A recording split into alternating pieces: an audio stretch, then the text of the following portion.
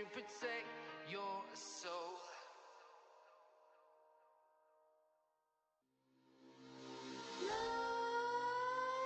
Nightmares creep while you and me repeat this bittersweet heat. Hello everyone! Welcome back to Workshop 2 Laning Phase Mobile Legends Bang Bang. So, welcome to another episode of EXP Plus Workshop presented by Scape. I'm Kayzeepi here. Together with me is Ly4, and we'll be your coaches for today. Hi everyone, I'm Ly4 from Team Resurgence. I've been playing mobile games for more than 10 years and I'm currently now playing the hyper carry role for my team. I'm also a full-time streamer on Facebook, so hi. Okay, later we will let him talk more. So for now, today we'll be talking about laning. So just a reminder before we start, right? Scape has a giveaway going on where 5 of you will be winning an elite skin. So if you want to win, you can go to Scape's Facebook page, like, share, tag a friends in the comments. The link is also will be posted down on the Twitch chat, so y'all can follow the instructions to win skin. Okay? So let's say before we end the entire show, right? There has been a Facebook post that asks you guys to share and tag your friends. So later on we'll be announcing the winners giveaway. So stay tuned. Alright. So let's move on. Okay. Today we'll be talking about laning. So when it comes to laning, a lot of things has to be careful of, such as the most basic, right, will be your heroes, correct? Because hero I would say is there's a early game, there's mid game, there's also late game heroes. So using your heroes to play well in the laning is very very important for y'all lah. If you guys want to win the rank games hard, you guys want to reach to Mythic Glory, especially now the season has ended, right? I'm pretty sure a lot of you are rushing to Mythic Glory now. So hope that my tricks and tips today will give you guys a little bit about all this info that you guys can, rank up to Mythic Glory. Post on Facebook and tag SCAPEesports saying that wow, Kayzeepi and Ly4 teaches me how to be Mythic Glory, how to get to Mythic Glory. So stay tuned, yeah. So moving on forward, in each laning, right? So we'll be talking about top, mid, bottom, right? So we'll move on for now first. So let us do the introduction, where I've been talking about my introductions the last workshop. So summarize one for this workshop, right, will be like, I'm Kayzeepi, my real name is Eugene Kong. I'm a professional Mobile Legend player in Resurgence.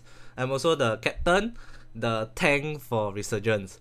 So playing a tank, I don't dish out a lot of damage. I only do a lot of crowd control, vision, vocal for my entire team. So if you guys want to know a little bit more about tank, you guys can feel free to, join the Discord later, or you can PM me or even ask Resurgence. Comments are just right there for you to ask. And later on, Ly4 will be showing you guys, will be reading all of your comments. So please, if you all have any questions, just comment down below lah. So moving forward, let's introduce Ly4. Moving forward. So hi everyone, I'm Ly4. My real name is actually Lim Yang. That explains my initials in my Ly4. So Ly actually is my initials of my name. I'm the hyper carry role of the team. I actually used to play fighter during the Mythal tournament. So if you guys got any questions on fighter or hyper carry role, assassin, marksman, even some mages, I can help you with the questions in the Q&A later. So yeah, I actually do have a lot of experience in this game as well. So any gameplay, drafting, can just consult me and Kayzeepi together lah. Yeah. Anyway, this multi-role, right, is just to put there for fun, so he will feel happy, ego boost. But actually, I might not be the best. yeah. Yeah, I might not be the best fighter player, but I still can answer questions. Yeah. Yeah, we are all here to help. So our fighters may not be as good as our main role, but we will definitely ensure that you guys learn something from it lah. So just feel free to even ask fighter, heroes, or mage. I'm pretty sure we have some answers for you guys. If we don't have, right, we'll dig out Sing or Sana to come over here and comment for you guys. Okay? So I think we shall move on. So for today's learning objective, right, we'll be talking about top lane phase, middle lane phase, and bottom lane phase. So in terms of top lane phase, right, there'll be a lot of a lot of gangs going on right there. Reason being is because the top lane are the offlaners in the mobile terms, whereby all the fighters are usually the tank fighters, because in the pathing of laning phase, most of the time people will rotate to the top lane of your directions lah. Meaning to say, your opponents will definitely go and gang your top lane, and your hyper carries will definitely go and gang their top lane. So this is one of the phases, one of the difficult phases, I would say, for this laning phase meta, where you will have a lot of gangs to you. Let's say you're picking a Esmeralda or Uranus, right? They will just try to make sure that you're dead. They'll try to gang with their hyper carry with a lock on their tanks like a Kufra or Atlas or even a Grok. So playing top lane for now is very risky. So for now, we will teach you all the fundamentals of how we're going to play in top lane. Like what can you do with hero A, or with hero A could be an early game hero, hero B could be a mid game hero, and hero C will be a late game hero, which you can't really do much in lane. But what can you do instead of getting the farms, just getting the farm and then losing out your lane, right? Most of the time, I'm pretty sure if you all pick a Eldos go top, right, most of the time Tamus will just cut you at top lane and ensure that you get 0 farms out of it. So we'll try to give you a little bit of our experience as well as what can you do to mitigate all the farming, all the casting, all the outcasts, this kind of thing. So please stay tuned. But I will say that the top lane phase will be we'll talk about it the first after this slides lah. So let's move on to the middle lane phase. So usually middle lane phase, right, consists of three roles currently, which is the tank, the support or mage, as well as the hyper carry. That includes the assassin and marksman. So they all have their individual roles, and we will talk about it later more. But we shall say that it's one of the lane that will determine the early game of the game, like whether if we are doing it well, if you are doing it right, most of the time that the game will be controlled by your pace of the game. Yeah, so as long as top lane don't die, bottom lane don't feed. Let's say Sing was playing with us at top lane and he go and feed 5 kills, right? Then as mid lane we can't actually do much also, but we shall do our part for that. So later on, please stay tuned as well. And moving forward, we'll have the bottom lane phase. So in bottom lane phase, right, currently it is the exact same as the top lane heroes. So most of the heroes that you can use at top lane, you can also use at bottom heroes. But the bottom lane, you can actually use more heroes in it, such as Gushen. You can even put Kaja, Angela bottom, and because it's bottom lane, right, and it's quite safe to say, you will tend not to get so much gang compared to top lane. So it's more of a fight off lane role, but at the same time you are safer and you'll have more more options to pick lah, basically. So as you can see now, when you watch our comps, right, Sana will dig out his weird heroes like Kajas, Angela, and he can do well with it. So yeah, it's one of the roles that it can be put in at bottom. At the same time, you won't lose out at the laning phase. You can also participate in the mid engage. So that's a reason why all these heroes is viable lah. So yep, we shall move on, and then from the next slide onwards, right, Ly4 will be giving his opinions on the slides, as well as replying to all of your questions on the chat below. So please, if you all got any comments, you all can just ask Ly. So okay.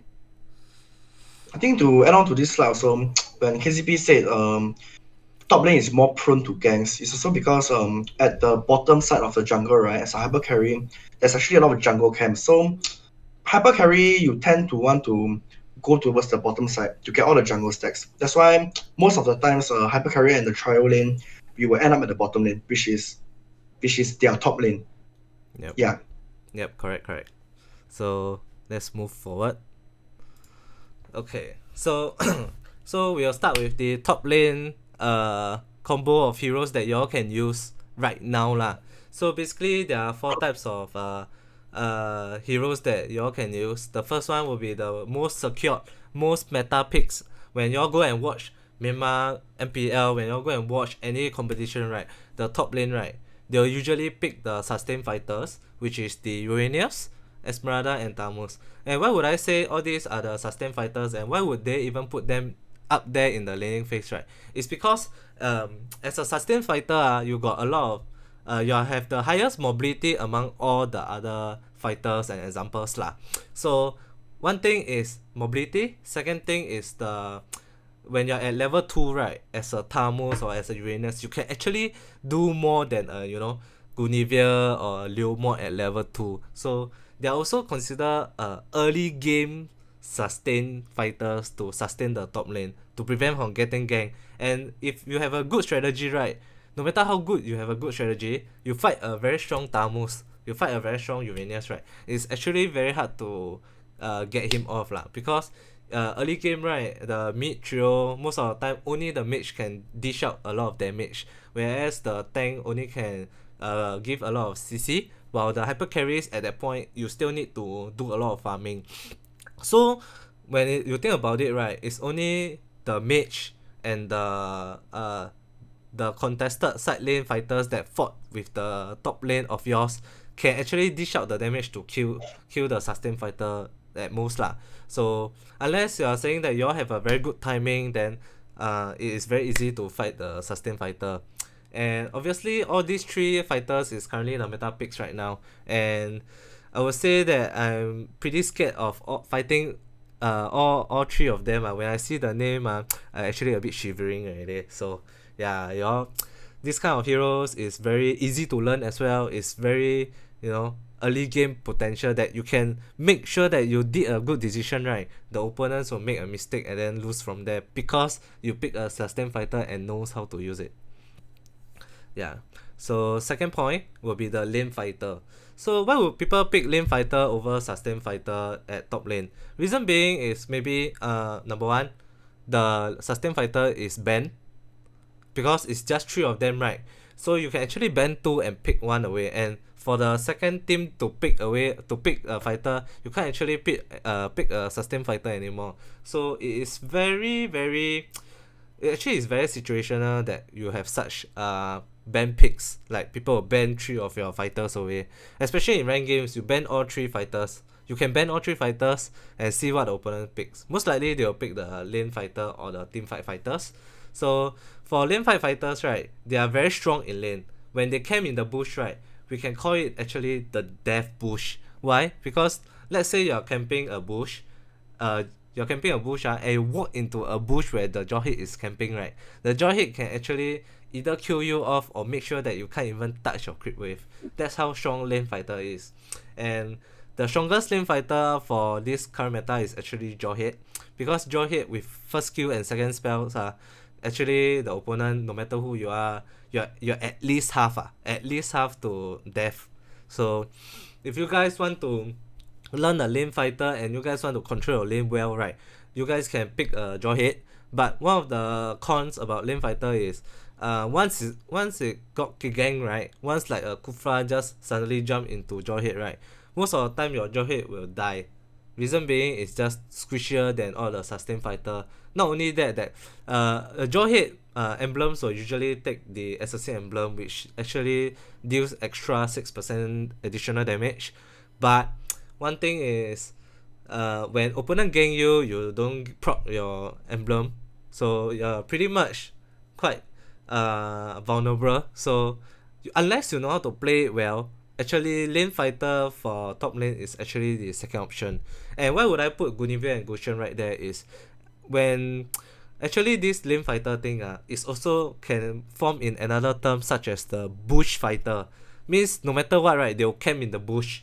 They camp in the bush, you come into his bush, right, your HP, before you walk out, you left half HP. So that is one of the main thing you need to beware. Especially, let's say you are fighting a lane fighter, you all have to know, don't ever walk into a bush at bottom lane. Because you are at the top lane then you fight bottom lane, then their bottom lane is a lane fighter. Their bottom lane holds a jaw head.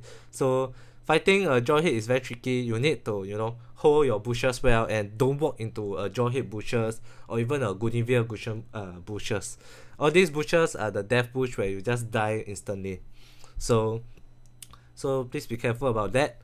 And lastly, sorry, there's the third one, which is the team fighter examples, where they are Xbox, Badang, and Leomord. Actually, these are the most weakest top lane heroes at top lane. Reason being is their early game, right, let's say they are going to 1 versus 1, any lane fighter or any sustain fighter, they usually get prone to lose the lane without anyone helping from the opponent side. And also, it is very weak against people ganking your lane. So one of the only pros that a team fighter can do is actually team fight. Because they are team fighters, right? If they are not even good at team fight, then why would you even pick it, right? So Xbox, Badang, Leomord, they are very weak in lane. They will lose to any of the sustain lane fighters. Most of the time you guys won't even get a lot of farm from the creep wave. But the only good thing is during a fight, right, you guys can maximize your damage output compared to sustain and lane fighters. And not only that, it is the easiest to fight with team fight fighters for in an engage lah. So usually this kind of team fight fighters you can't really invade, you can't really do a lot of things. You're just a defensive fighter holding the lanes. So when you pick this kind of fighter, right, the opponent will be beware that they pick a Badang, they pick a Leomord. So their top lane won't be going to gang you or something, or won't even try to cut your lane unless they got a special strat against it. Or most of the time they will just camp at one of the defensive bushes, which later on I will show you guys some of the examples of the bushes, right, that you all can camp. So please stay tuned as well.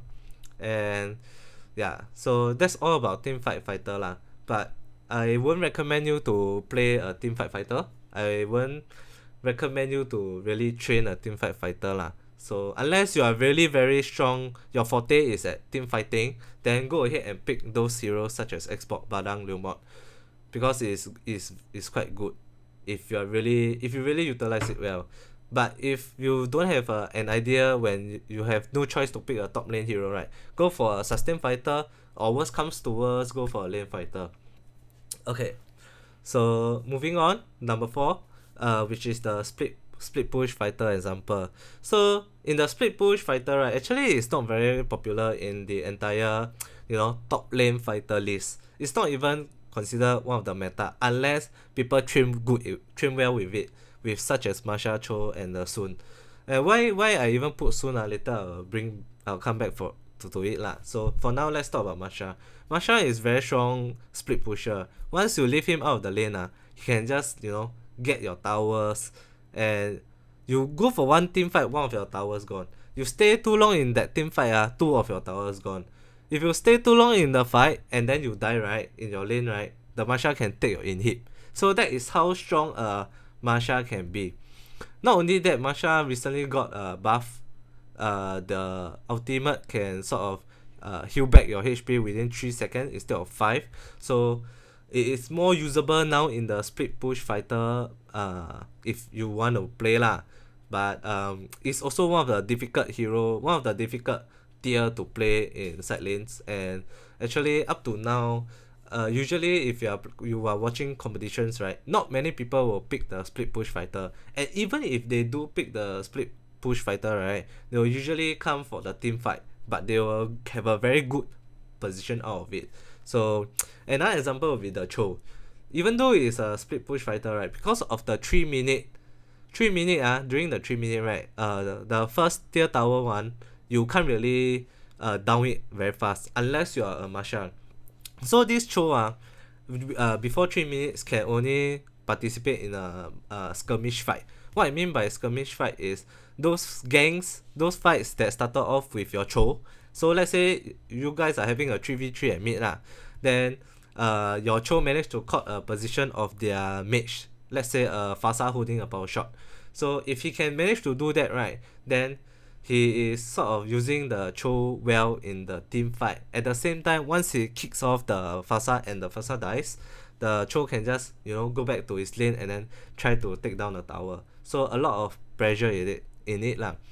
Yeah, so even though Cho is considered one of the more meta heroes to pick, but I would say that it's also one of the weaker heroes at lane compared to, you know, Uranus, Esmeralda, Tamus, Jawhead, Masha. So many heroes out there are even stronger than Cho. So unless you're like a sort of like a Cho that you are good at, then go ahead and use it.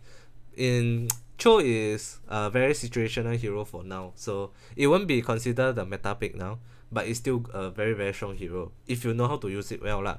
Because his combos are quite hard to use, and you know, flicker and then you use your first skill to slam them and kick them. All this requires high APM, where one of the few examples out there can be Zon. Zon uses the Cho well, or even the Indonesia Donkey can use it well as well lah. So if you guys want to learn Cho, you all can watch from there. But the laning phase, you all can just stay here in this stream and then watch me teach you all how to play a Cho. Yeah. So yeah. Then the other example will be Sun. Sun is the most underrated split push fighter and most unpopular hero in Mobile Legends. I think if I'm not wrong, I didn't even buy that hero. But why would I put Sun here, right? It's because Sun is actually quite on par with Masha in terms of the split push mechanics. But Masha can start split pushing at level 2, but Sun can only start split pushing after the 3-minute mark due to the tower inhib defense. So you guys have to stay tuned about it. And you guys need to know don't go and try. Kayzeepi put a Sun in the slide, so I must go and train Sun. Please don't unless you are a Sun player or you are fighting a Sun, right, then you can actually absorb this split push fighter example. So let's say your opponent is using a Sun and you're using like an Xbox. What can you do is ensure that he don't take your towers and ensure that your teammates come and gang your Sun. Then your Sun is pretty much useless. So Sun is a very strong 1v1. This is what Sana told me lah, but I'm not very sure whether Sun wins a lot of 1v1. But in fact, he say Sana told me that he can win a few one of the, you know, S tier fighters out there. I don't know this one don't ask me So if you guys really want to know how strong Sun is, right, go and ask Sana or even go and try out But please don't try out in rank, guys, just because I say so. So yep, so these are the 4 examples of the fighter roles at top lane. Questions, I think someone asked if Sun is even usable. To add on to that, it depends a lot on your playstyle and you must find the correct hero that suits your playstyle to play. Like some people can play the teamfight fighter well, some people can play sustain fighter well. I believe you really need to play more to know which role suits you the most. That's when you can decide. So if you really think you are a very good split pusher, then why not try Sun? So yeah, you really have to find what do you excel at to decide. And I think someone asked how to play mind games with your enemy as a fighter. So I think in the first place, you really have to know the lane matchup well at first. You need to know which hero can fight which hero, at which item, what item you get already, you can win him, at what level you can win him. All these kind of things are very important notes to take, and sometimes it comes with experience as well. So you really have to play more, get more experience, then you can start playing mind games with your enemy as a fighter. So, and guys, please ask questions related to the slides. If you got any extra questions out of the slides, you can always join our Q&A session later. So yeah. Okay, thank you so much, Ly4. So let's move on to the next slide. So like I said, what are the things to do at top lane, right? So as top lane, there are only 2 kinds of scenario. So right now, the first scenario is 1v1, right? So as a fighter, you fight another fighter. And the other scenario, which is quite unpopular, but could be in some Grandmaster or some epic games, which is the 1v2, whereby as a fighter, you fight against a marksman with a support. So actually fighting top lane, the 1v1 scenario is so much better than fighting the marksman and the support. Because as if a support knows how to play very well at top lane, right? Your top lane, I mean, most of the time you will usually got kite by them. At the same time, you can't get so much EXP, and due to the roaming mask nerf recently, it is very, not ideal to leash the roam mask EXP from your team. So in a 1v2 scenario, what I feel you all should do is, let's say you all got into a 1v2 and you can't really get into your EXP portal. EXP portal meaning that when the opponent creep dies and you can get the EXP. So if you cannot get the EXP, so please ask your mid lane to help your gang create space for you. If not, you are pretty much using the roam mask passive, which isn't ideal, as the tank and the support role relies on it very much lah. So yep. So the second point is usually top lane during the lane phase is a losing lane. And when I say that, is reason being is one of the things that LY just did mention is people tend to prone to gang your top lane. So because of how the hyper carry, how the rotation go and rotate over to the top lane and then gang them off. And so you need to know that winning your lane is not the main priority. Not like, hey, I play a Tamus lah. Let's say example, I play a Tamus, I kill a Cho, I won. But you shouldn't be even thinking about that. It could be for Tamus, but at least what you can do is waste their opponent's time, try to make them overcommit to your top lane, and then you stay there, you die, but your tower is still alive, or you can manage to drop their supports down. If in an exchange that they are ganking you and one of their player is dead during the skirmish, right, it is very worth it already. It's considered a win. This is what I say. If your friend and you quarrel about this, go and tell them Kayzeepi say it's a win. Enough said. Okay, just say that, and then they will keep quiet and they will respect you a little bit. So yep.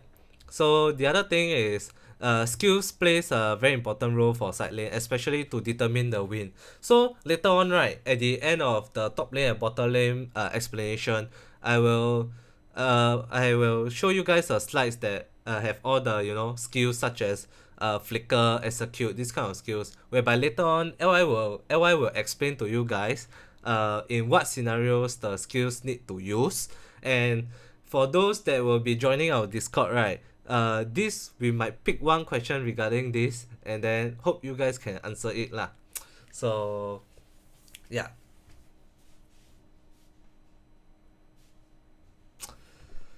Let's move on to the next slide.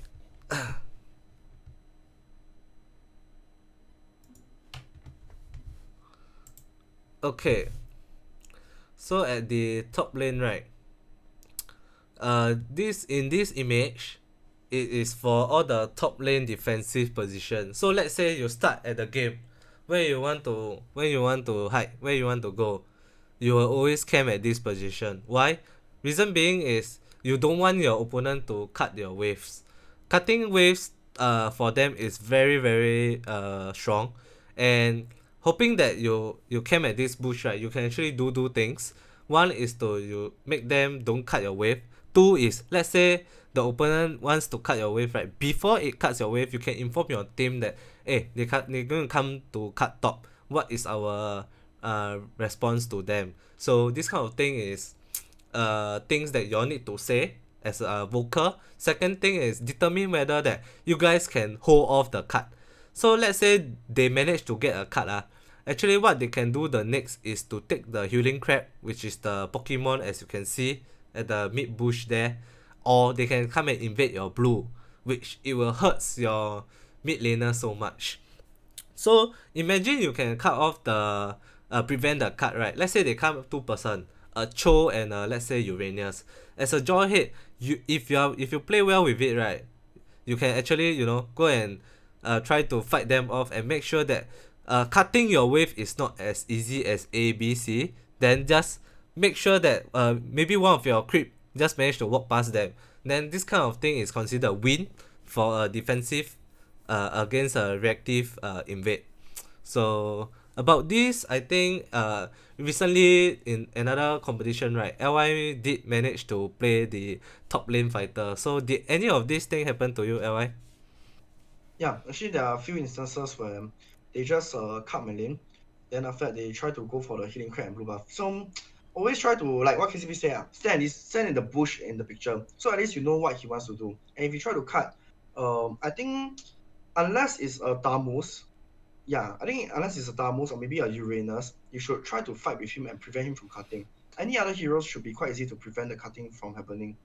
Then after that, don't do what I learned in the top lane is not to do the small jungle creep at the left, because if you do that, it will slow you down from clearing the wave. And once you are slowed down from clearing the wave, their enemy offlaner can actually do something else and pressure more as a whole to your team. So don't do the small jungle creep. Yeah, okay. Thank you so much. So this is one of the plays that you can camp. And actually, the next slide, right, what I'm going to teach you is what actually Soul from Evos always do one. So actually, because recently we got competition with them, so I'm going to analyze, right. Then I realized, why he always camp there? So, this is one of the plays that he always camp. He always come and try to camp this lane. I don't know why also. So after that, I realized, right, camping here, you can actually, you know, opponent usually have 2% in the this small creep bush right at the green minion there. So usually there will be 2 people there most of the time, unless you're not playing against pro players. If you're playing against Grandmaster or play against Epic, right, you just cut through and cut their wave. You'll win the game. So why he came here, reason being is when you camping there, you can pressure the one of the fighter or their hyper carry not to go back and take their red buff. So when he camping here, then you know there's a tension between them. So before the creep wave even kills, so already put tension to the opponents, right, which is actually a very good trick. But in order to move there, right, it's actually very hard, because if you want to go there first, you have to start off with a boost of speed, or you have to start off with a roam mask, or those heroes that have very high movement speed, which I actually don't really know. So this is one of the place where you can try to walk towards it, but right, camp towards the left side of the bush instead of the most right, because they can actually gang you and then kill you off if you didn't position it well lah. So this is also one of the advanced or the more experienced people to go and try. But if you guys are playing in a ranked game or in a classic game, right, go ahead and try and see if camping which bush suits you. So I also usually camp at this bush cause I go and learn from souls. I go and copy the Evos people.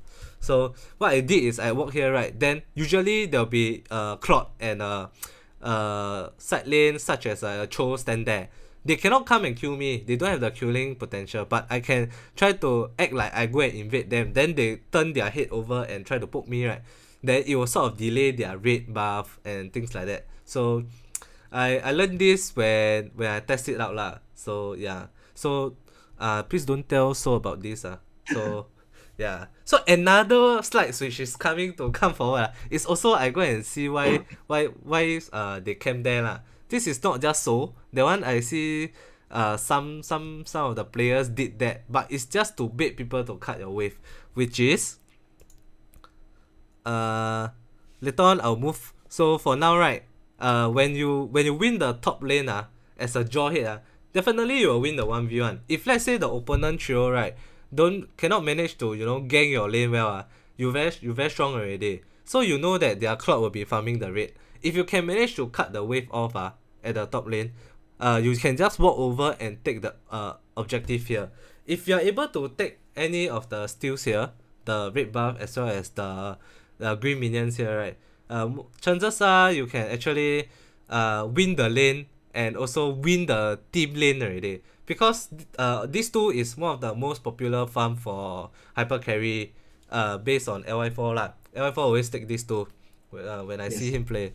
Yeah, so as a fighter top lane you can take any of these I tell you, you can make their hyper carry angry and curse words already. So if you can, as a top lane, you understand your heroes well, you understand how the opponents well, right? Go and cut the wave, go and take this either of these two I tell you, their hyper carry will curse already. So yeah. So do you want to share Yeah. why they will curse? Why you will curse or not? Well, it actually affects us a lot as a hyper carry. If you deny the first red buff and the first golem, not only the golem, even the small creep, the one that dies and spawns again. As long as you take one of it, for the hyper carry, right? If you cannot do a complete round, you won't get level 4 easily.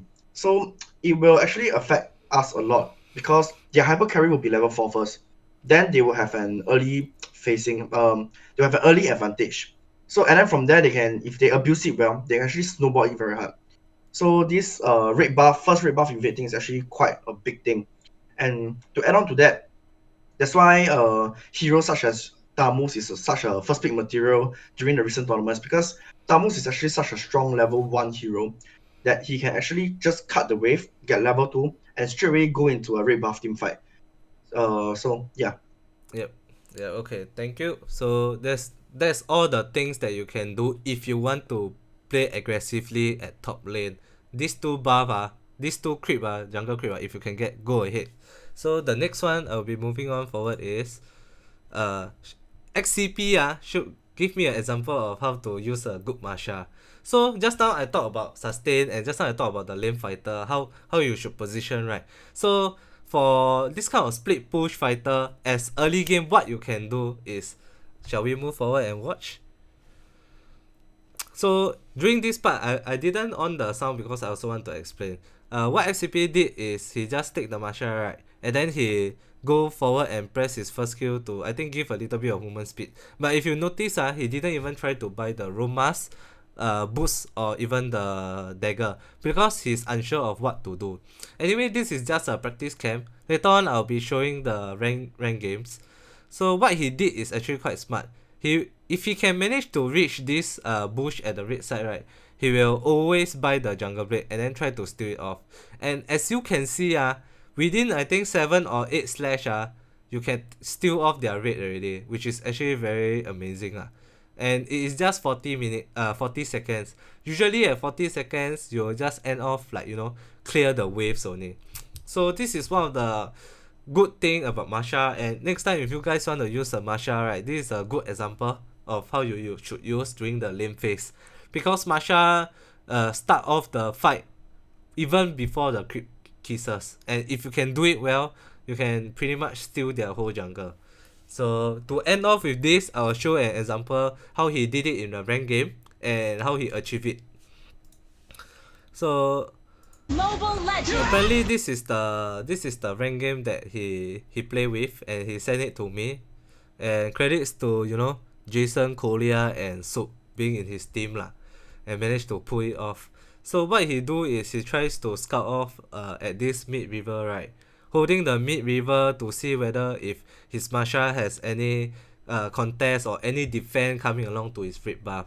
So once he realized that they are just all at middle, right, he should really run to the red bush and then go and buy the Nimble Blade and then try to steal off the red.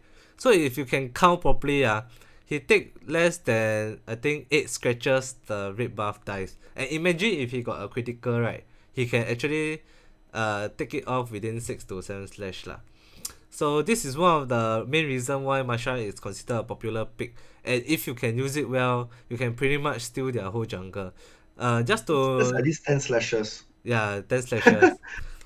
So actually this is from a rank game that they play, and then he just sent it to me, and I think it's pretty standard Masha plays. So if you guys are on the opponent side that you guys saw a Masha, right, what y'all can do from all this split push Masha is to actually camp at this area. Wait, let me show you guys. Camping at this area is actually important. So where this XCP is now standing, this green bush in front of him, right, if you can camp there, you can actually sort of block him from invading. And once you manage to block him off from invading, his boost, his power spike is actually lower than other people.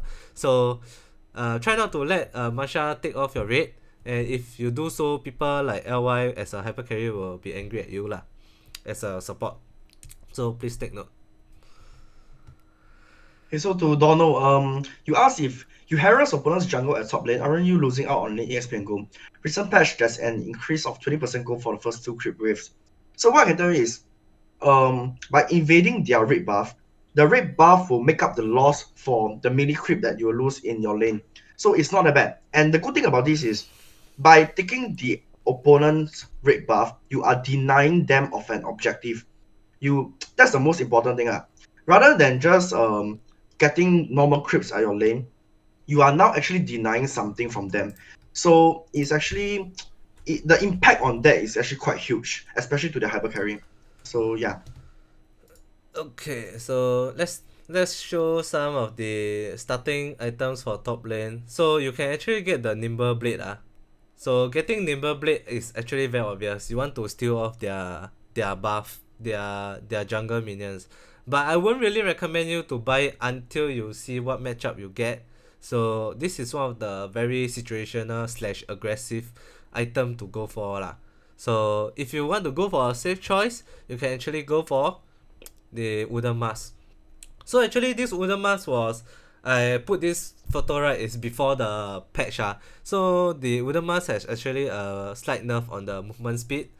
I think it's 5 or 10 movement speed reduced. I think it's 5. So wooden mask is actually not very ideal for top lane. So actually there's one more starting items you can buy, which is the boots of speed. So buying that item, you can actually know that, hey, I can go to the aggressive soul lane, soul bush, and then try to give them a little bit of tension. So in order to do that, right, you sort of make the whole game balance a bit, and at the same time, what you need to do when you buy the boost of speed is to actually clear the first wave. Once you clear off the first wave, then your tanks and support won't actually lose out so much roam mask passiveness. So this is one of the things that I highlight, but I didn't put in the boost of speed is because I recently just realized it, and yeah lah. So either way, there's only 3 remember, 3 starting items for top lane. Don't go and buy what blade of attack or things like that, because as starting item, those are very, very useless. And I think if you buy that and you play with me or LI, we'll kick you out of the team afterwards. Yeah. So yep. So to Dano74, you asked if this happens to our team, how to counter it. So there isn't really a way to counter this play, because by the time you realize it, right, he already took a red buff. But what you can do is, by looking at their heroes, you can predict if he's going to do something like this.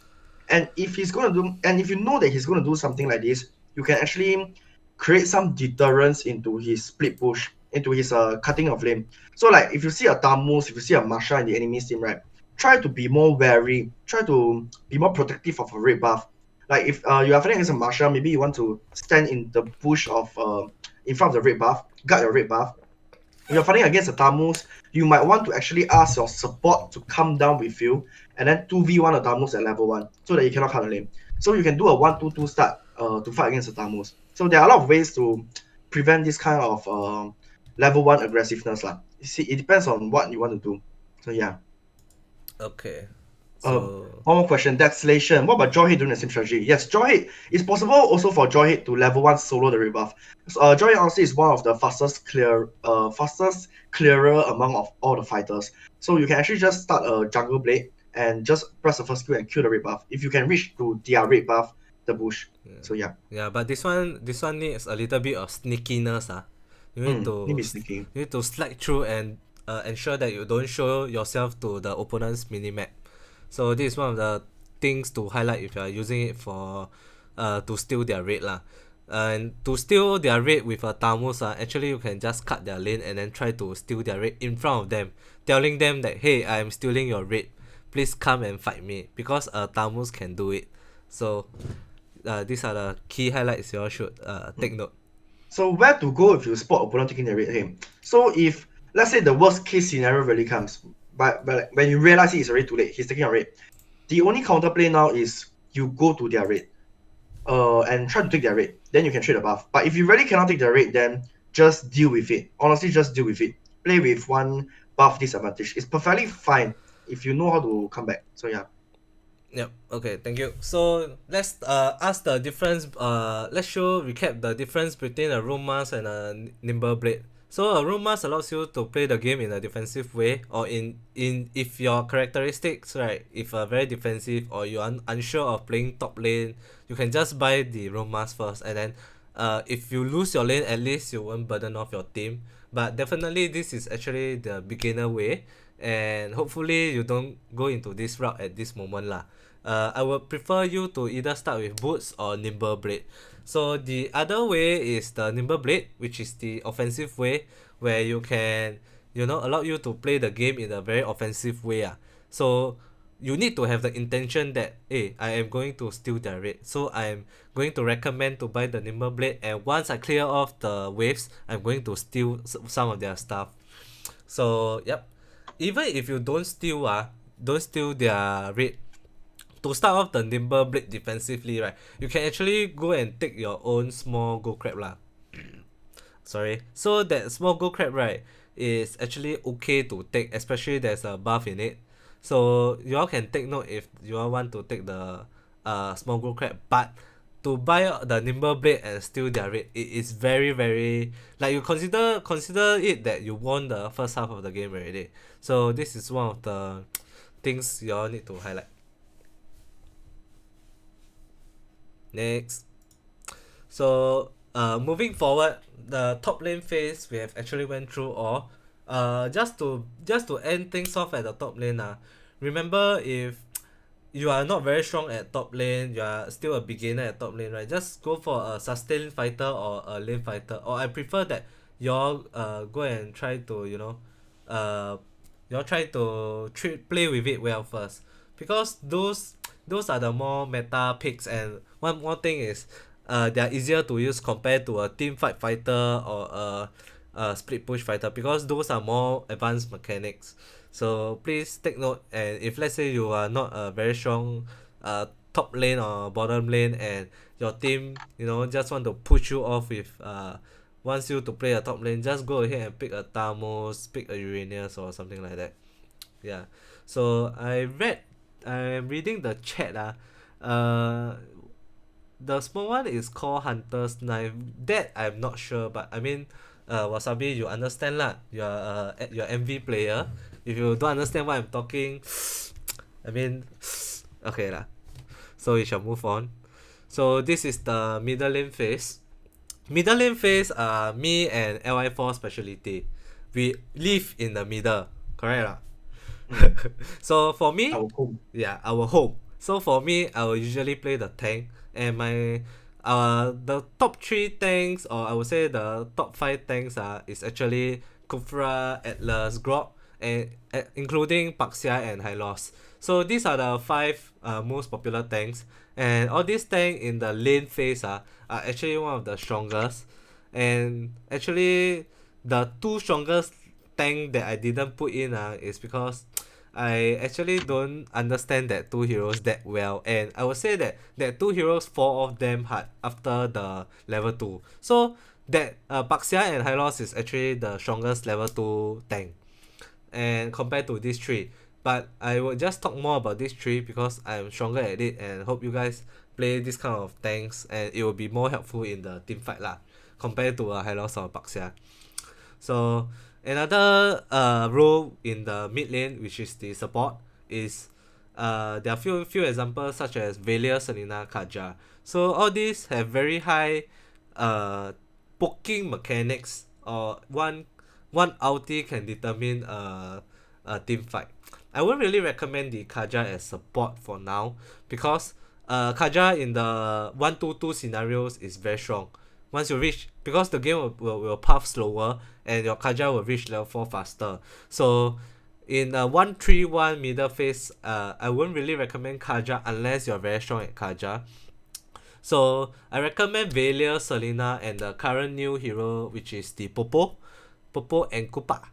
So that hero is also very strong. These 3 heroes have the same exact objective, which is to poke the enemies and make sure that the opponent enemies cannot anyhow move around the map.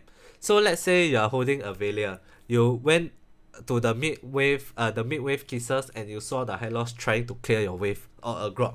So as a Velia, what you can do is keep spamming your spells to annoy the Grok as much as you can. And once the Grok reaches half, maybe their intention at first was to invade your blue buff, but because of your Velia poking them off, right, your Velia actually did its part in the lane phase objective. So, and one of the thing that I need to let you guys know is between tank and support, right, actually one of you needs to buy the roam mask and one of you does not need to buy the roam mask. If not, okay, so how the roam mask stack now is, because everyone start off at 300 gold, buying both of you buy the roam mask will triggers no gold income for both of you. And the gold mask only triggers if, let's say, one of you have even a 1 gold differential. And if, let's say, both of you start off with gold mask, you guys won't have any gold differential. So to play safe, recommended is one of the tank or support will try to get level 2 throughout the first lane phase. Then one of them will just straight away buy the roam mask. So how I recommend this is, let's say a Kurfa, Velia and Clot is in my team. I know that my Kurfa is going to clear jungles and clear creep with the hyper carry. So what I can do as a Kurfa is I will leech the first wave EXP before I buy mask. And then since the Velia, right, we don't need the Velia clearing the creep wave or clearing the jungle creep wave. So what he can do is he just buy the roam mask and just annoy them and give us plenty of vision, which later I will go through in the next few upcoming slides. And these three Velia, Selena and Koopa have the same objective lah. It's just to poke, give vision, and ensure that actually you can have what is their next pathing. So yep.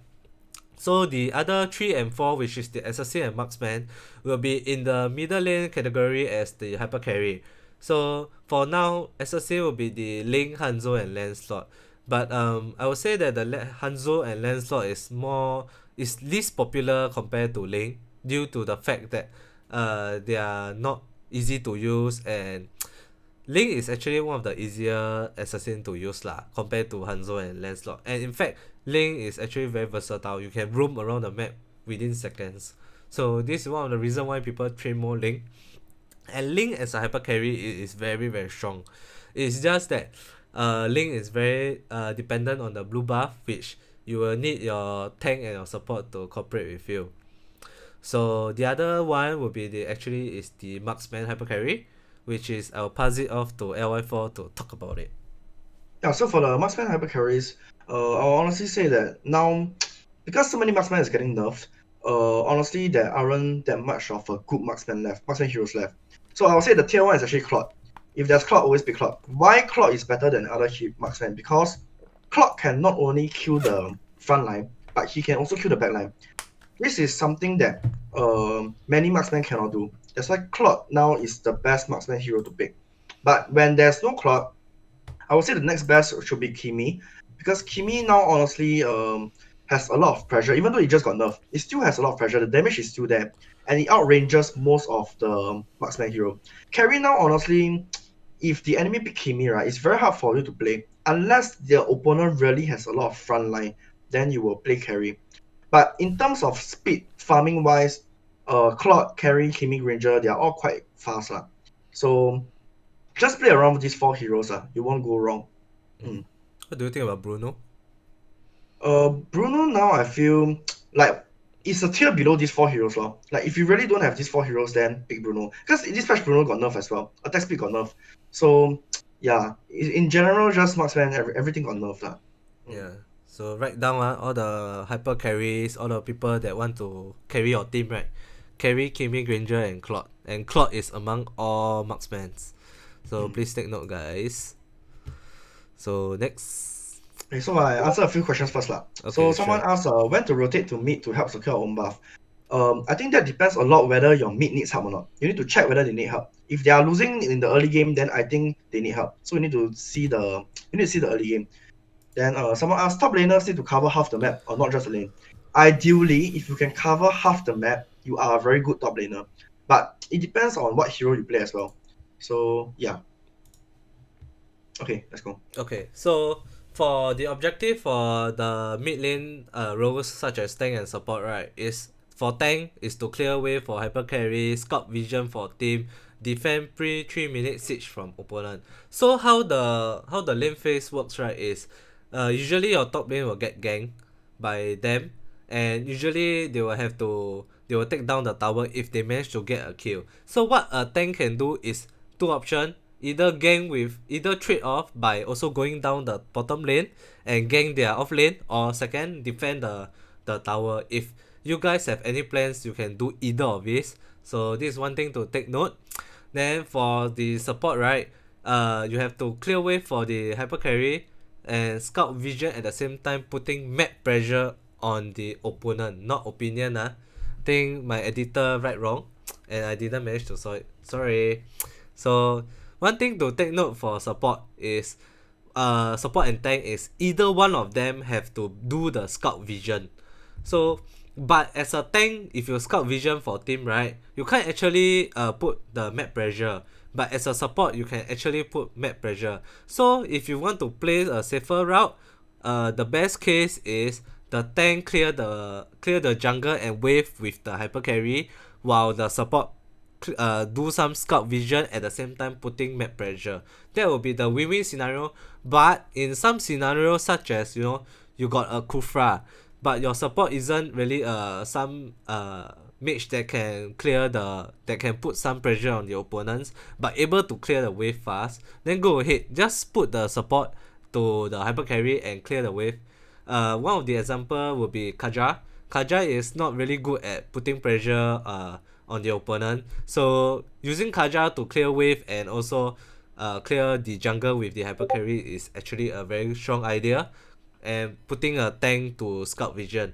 But if let's say you got a Valier or a Selena, recommended is just let the Selena to scout vision and roam, while the tank just clear the wave and ensure that your hyper carry is safe from gank and giving him plenty of vision for him to make his next decision.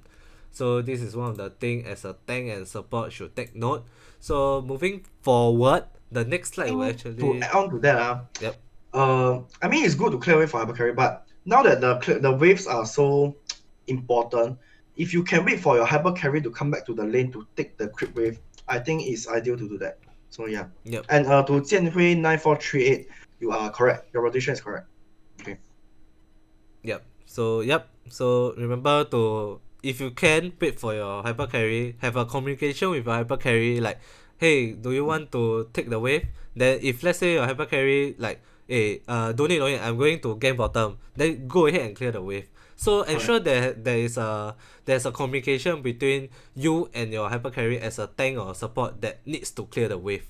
If not, if you are the ones that are following the hyper carry, right, you can also make decision for the hyper carry, so that the other one that is roaming off alone can know what to do in their next step. So yep. So moving forward, we shall talk about your hero, Ly4.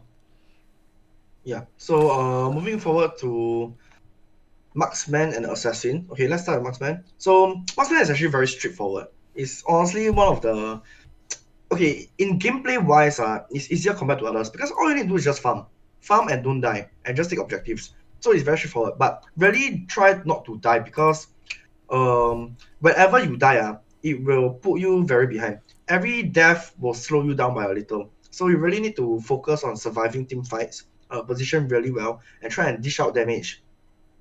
So when do hyper carry rush raid first before clearing first wave? Okay, so that depends on your 3v3 at the mid. If you think your tree is weaker than their tree, right, you can start above first. You don't need to start red first. You can even start blue first. So it depends on what you want to do. Okay, then let's move on to Assassin. Assassin, right, get level 4 fast, slow down either side lane, and their hyper carry farm. Don't die and have good mechanics. Okay, mechanics wise, honestly, the current Assassin, Hanzo, Lancelot, Link, you have to play really a lot to play its 100% potential. So you have to train a lot on that. And okay, because when you are playing assassin, right, most of the times you're actually on retribution. So you can actually abuse this factor that some marksmen they don't take retribution. So you can actually make a lot of invade calls against marksmen without retribution, and you can actually slow down their pathing by invading their buffs. So that's something you can do with assassins as well. Yeah. Okay, so let's say if the viewer asked, if let's say the opponent has an assassin and we are the marksman comp and we know that they are going to invade, what should we do? I think firstly we really have to have a good 3v3 lineup so that we can defend their invade, and always ask your tank to open the map lah. Open the map first, see whether they're coming or not. And if they're coming, then we need to fight. And that goes back to your off laner. Whether whether they're invading the blue or red, your off laner needs to be fast enough to react and join a fight. And then a fight will start over the buff. So yeah. Yep, okay. Thanks, LY. So remember guys, you guys need to train a lot of assassin mechanics if you all want to play assassin. Even LY already stressfully put down that needs to have good mechanics. Okay. I'm experiencing it myself now. Yeah. So moving forward, okay. So like what I said just now, only one person is needed to follow the hyper carry. So in the tank support hyper carry, right? The tank and support you all need to really say out. If two of you follow the hyper carry, it's very hurt for the team. Reason being is you need to have a good vision control in the mid. So if both of you follow, who is the one taking the mid vision? Ask yourself this question. So one of you have to take the mid bush and wait and just wait there. So unless you guys want to make a all-in call, you guys are very confident they won't come and gang us afterwards. Go ahead, bring all your people to bottom and gang. It could work also because some teams actually thought that they will always put one person in the mid. So even if they come gang, I don't think it is enough. But surprise them with all of your comps. But make sure that you guys all have the chemistry to do it. Because if you guys don't gang well, you guys are unable to rotate back to mid so easily. Because let's say you guys gang the bottom lane with everyone without anyone camping the mid area, right? Actually they got the advantage of holding the bush and making you scared that you walk into a bush and die. But if you really walk into a bush, chances are you will die to them, or you may have to even back off before you can reach your creep waves and take your creep wave EXP. So in order to do that, you have to walk one big round from bottom all the way to the tier 2 bottom to reach your red buff and then walk back up to mid to take your EXP, which isn't very ideal because taking a longer route will make sure that your mid wave, one of the creep or both of your creep will actually die to the tower already. So it isn't very ideal. I won't recommend walking the long way, or I won't recommend like all in at bottom unless you got a good strategy such as since 4 of you are ganking bot, right? There's one person at top lane, he can actually cover the mid lane. But in order to do that, a win-win scenario, because if your top lane takes the mid wave creep, then your hyper carry won't have the mid wave creep farm already. So ensure that at least bottom can either the hyper carry gets the kill or even gets the tower. So or the next anticipation would be take the turtle at bottom side if coincidentally it spawns or you guys manage to call it lah. So that's one of the reason why you have to take the bush vision and must be vocal. So the third point will be anticipate your hyper carry farm pathing and scout the bushes that may be waiting to ambush your hyper carry. So in the pathing, okay, so let's say I'm playing with LY and Jason. So how things works is Jason will always go and do his own thing, and I will always ensure that the hyper carry is farming well and nobody will try to gank him in the early stage. So by camping in bushes to bushes, he can actually get a lot of vision and knows that where the opponent is and make his next decision. Let's say me and LY isn't on talking terms. I let's say we got angry because of milk tea and he don't want to talk to me. But how I can do in the game is actually see how he path. For example, let's say we are going to start blue first. We start blue already, then most of the time after he clears blue, he will take the Pokemon / healing crab and then take the mid wave. Then afterwards he will go bottom side, right? So going bottom side, right, will actually make him path from bottom red to, you know, the bottom gold crab, which actually as a tank you already know. You know that, oh, since he took blue, right, the next thing he will take is red. And then all you need to do is move to the right side, to which is the bottom side of the bushes, bottom side of the map bushes, and camp and wait for any hyper carry movements. So let's say your hyper carry is taking the red and you are camping at mid bush.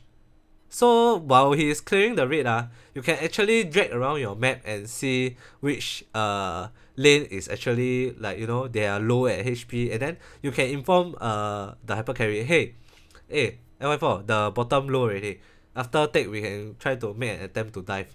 So all this is actually quite important. And since you are waiting in the bush, right, why not just drag around the map, and you know, you can actually help to be a vision for your hyper carry.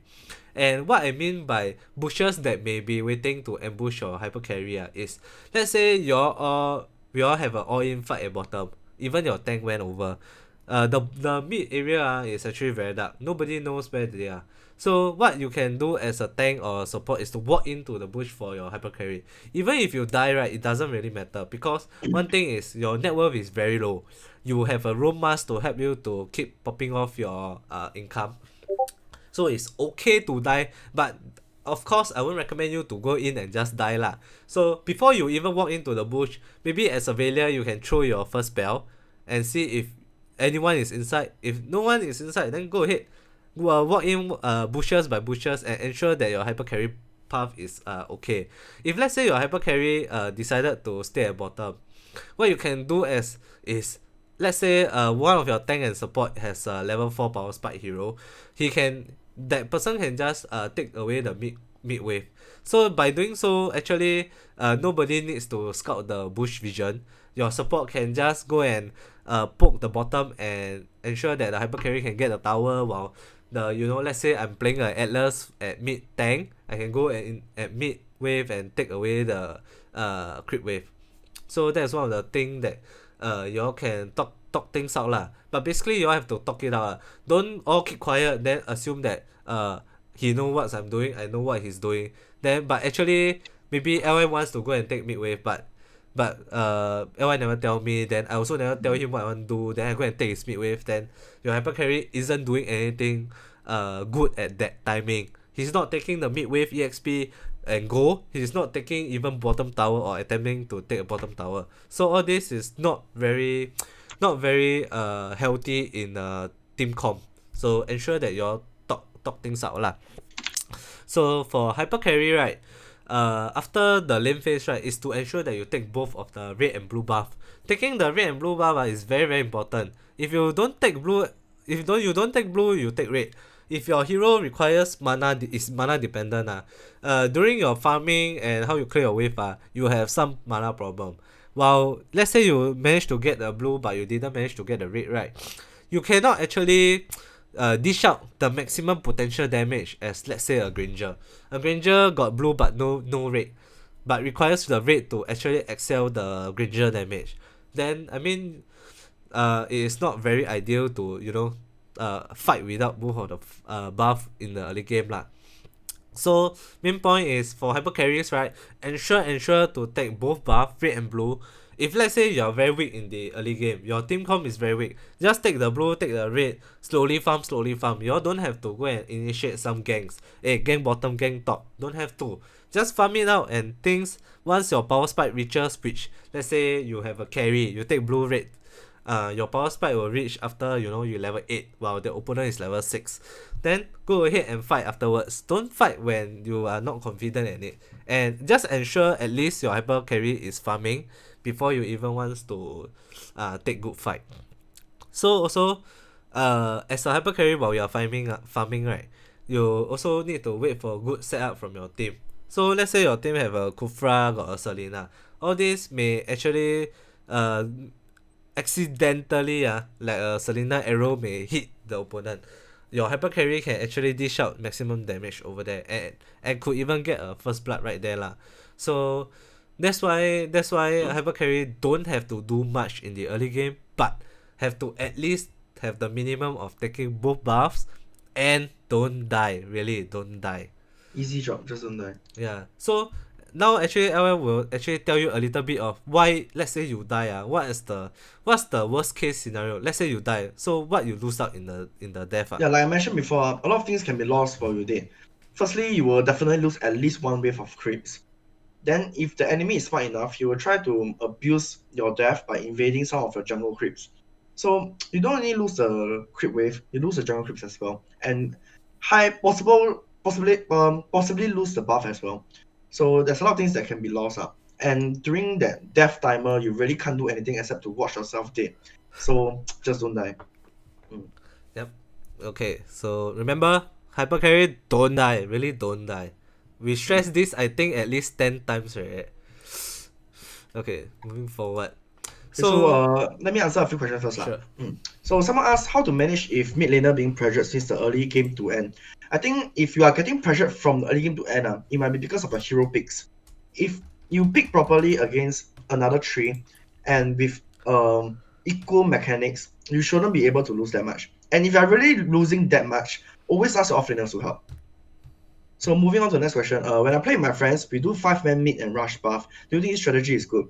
I think a 4-1 will be better, because if you do a 5-man mid and rush buff, if the opponent is smart enough to hold you there, and while their offlaner get level 2, the offlaner is going to come with level 2 and kill off you. So that's a counterplay. That's why 4-1 is better.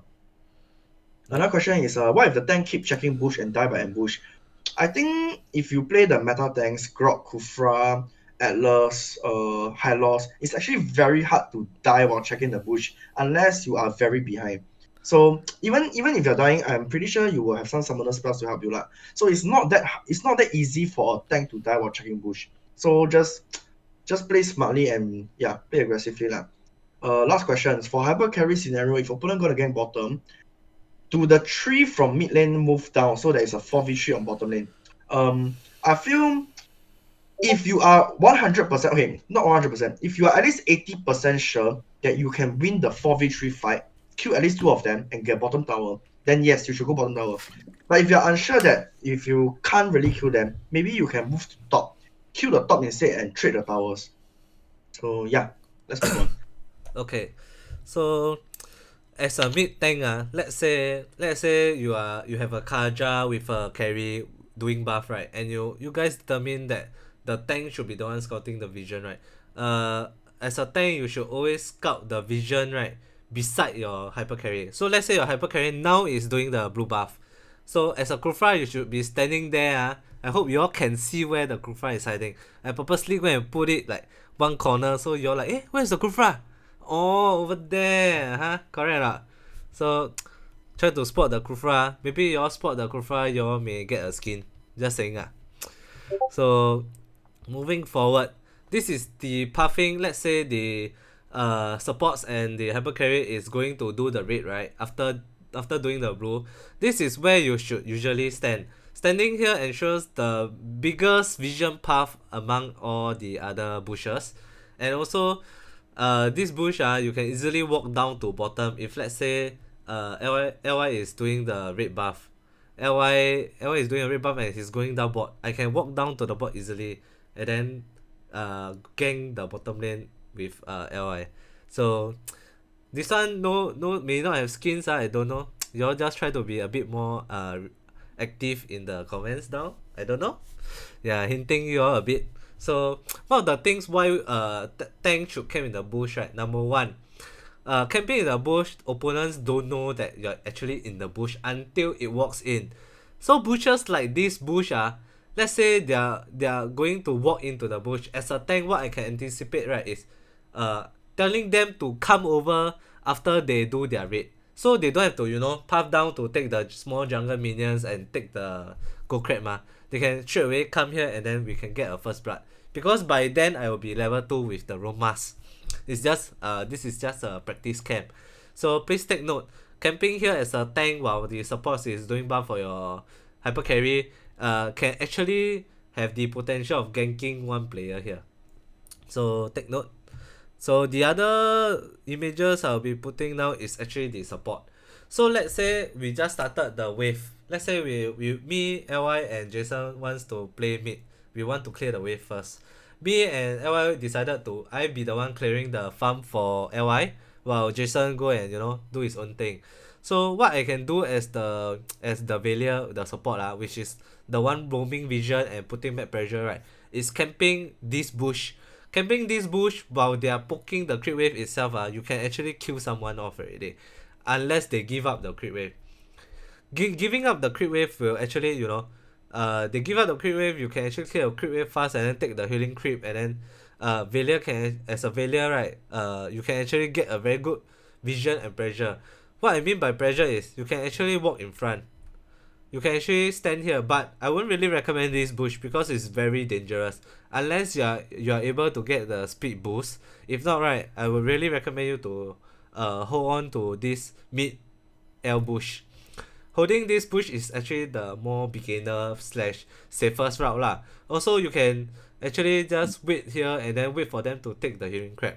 If they are going to come to take the healing crab as a Valier, you can at least throw 4 times Q to the opponent, right? And they are most likely half HP. And because of the early game level 1, before the crit wave touches and you manage to put pressure, right, your team already actually secure the healing crab and blue buff already. So they'll most likely, this killing crab is either yours already, or we can actually kill off someone over here if they want to forcefully take the healing crab / Pokemon. So yep. So let me answer a few questions. Someone was asking, should there be no support Valier, Selena, and Kaja, but pass out another mage? Can they be part of the tree for hypercarry? Yes. Almost all of the meta mages can be part of the support mage for hypercarry. So there's still like Pasa, there's even Kupo and Kupa, there's Aurora, Kagura. A lot of mages can be support as well. Yeah. Okay, thanks. So let's move on to the bottom lane. So the types of bot lane, right, is actually the exact same as the top lane. So I won't be talking much about all this except the utility mage example and the marksman. So with utility mage as example, Angela and Kaja, right, is actually because Angela can have the level 4 and then just press the ulti and it will be right at the engage. And Kaja is just, the ultimate is just super disturbing. His Kaja can actually change the whole game around by grabbing the opponent hypercarry and the game just won.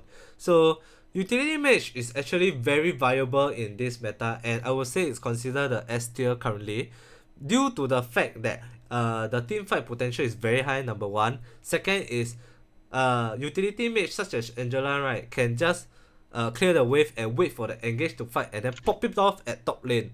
This is one of the crazy hero. This is one of the crazy hero that is actually doing very well currently in this meta. So to counter utility mage off at bottom lane, if you are fighting a utility mage, I would really recommend you to abuse it by either number 1, ask your trio mid, the mid lane, to come and gank the utility mage lane.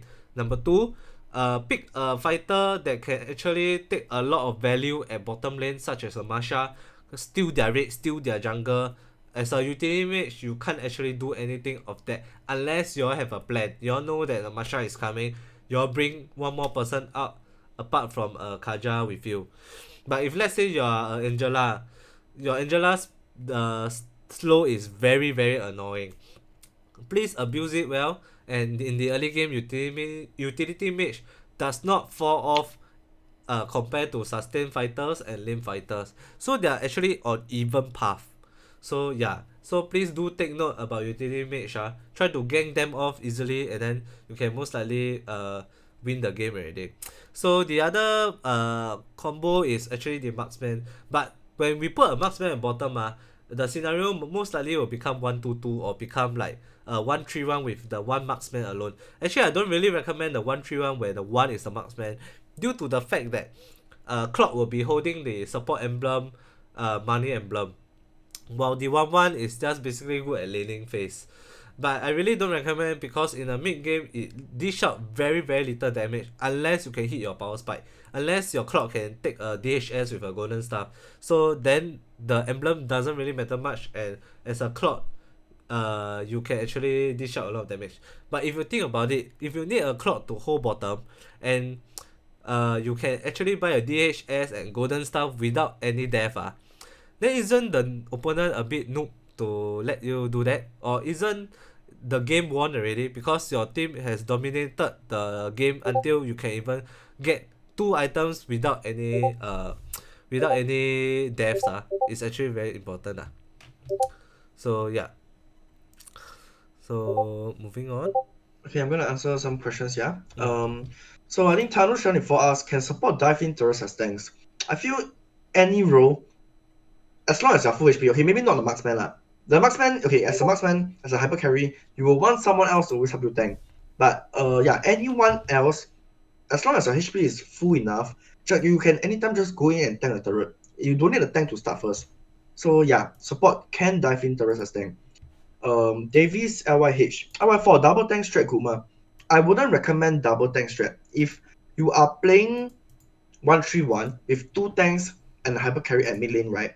You will actually lose out to a mage, a tank, and a hyper carry, because the mage can actually easily dish out damage and poke the 2 tanks at level 1. And from there, if they're smart enough, right, they will pressure you to take your healing crab. They will invade your healing crab. They'll take 2 healing crabs.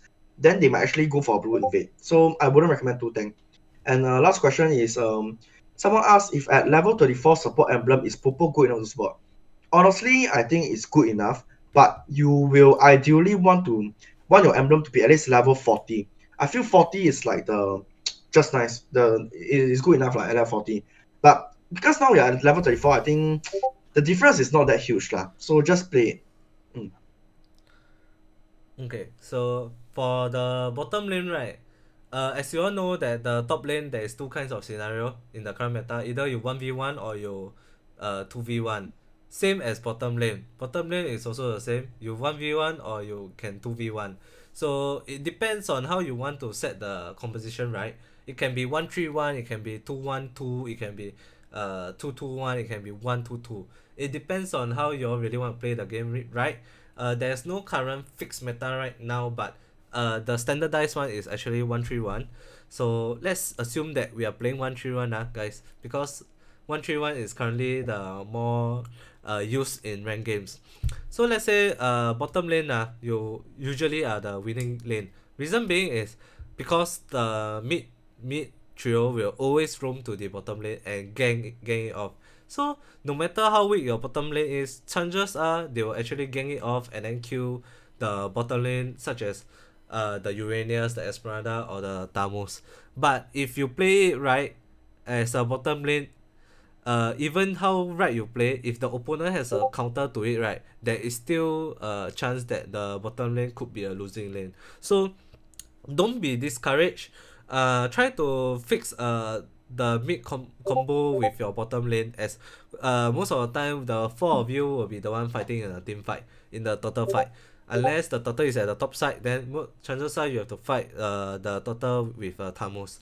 So you all can use the utility mage at bottom and try, compared to, you know, sustain fighter, limb fighter, all this, because it's really very useful at this current meta. So you all need to take note about it. And yeah. So someone asked, should Mia or those later game M do 1-3-1 or just play advanced support? I think Kayzeepi answered the question. Always we for now we will prefer 1-3-1 so just do 1-3-1. And then one last question, Tanush asked, what do you think about 3 supports in mid and core bot free farm? I think firstly you need to understand the fundamentals of 1-3-1. Why the hyper carries at the middle lane now is because at the middle lane, right, you can easily access to your blue buff and your red buff. So it's very easy for the hyper carry to take both buffs. But I won't say it's not possible to do 3 supports in mid, but you must think if you are going to do 3 supports in mid and bottom core, how are you going to 补偿? How are you going to mend that blue buff? the blue buff that you're missing. So if you think that you can invade their blue buff to cover for your own blue buff, then okay, I'll say it's possible. If you can keep taking their blue buff and your own red buff, then yes, it's possible to do 3 support mid and core bot bottom. Yeah. Okay, so for now the bottom lane example it will actually be is to camp this bush. Reason being, camping this bush, right, you can actually defensively camp and ensure that the opponents don't anyhow cut your wave and then steal your red. So just now I teach you all at top lane so they can actually use what I teach and then go and cut your wave. So what you can do at bottom is to camp here. Camping here, if let's say you are a Cho and you are fighting a Tamus, you will definitely lose out to them, the Tamus invading you off. So the best case scenario is you actually ask the support to help you camp the bush with you and then wait for the Tamus to force cut it. If a Tamus still there to force cut you with a Cho Velia, chances are he will get punished and die. So beware when you guys are fighting a very strong top lane, their top lane sustain fighters, right? Ensure to bring along someone with you, especially for Tamus. I would think that Uranus and Esper won't try to cut so much as they're slightly weaker than Tamus.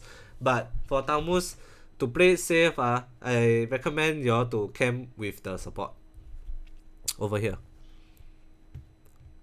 So moving forward, so this will be one of the example that I'll be showing. If as a bottom you are playing a Cho, you know that 4 people is at mid clearing the wave. This is what you can do lah. You can actually cut their wave as well. So you can actually just walk right here, right? But before you walk into the L bush, right, you can actually hold your spells and then try to kick here and there so that the spells from the opponent side won't drag off the map so much. So this is just one example.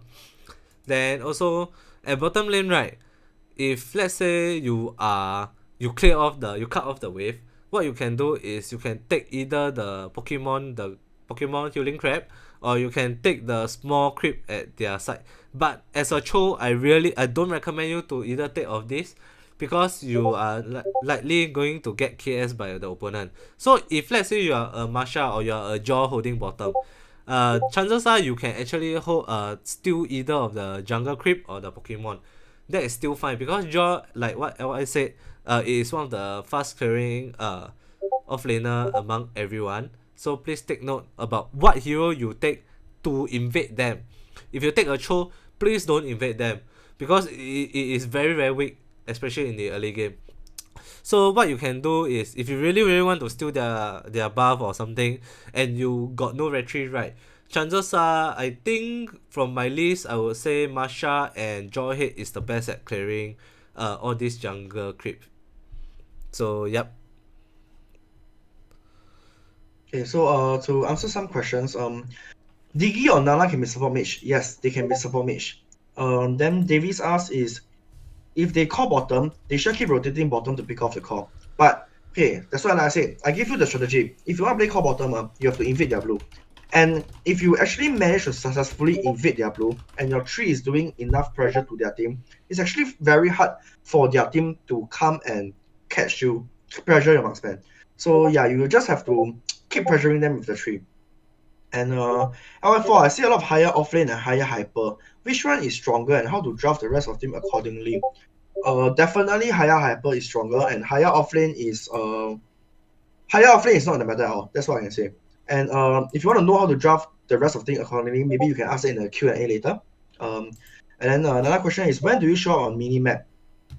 I feel as fighters, right, you only show up on minimap whenever you clear the creep wave. So after you clear the creep wave, right, you can actually just hide yourself. That actually pressures a lot to the mid lane as well, because can you imagine, once you hide yourself, the enemy will be like, hey, my offlaner gone, be careful.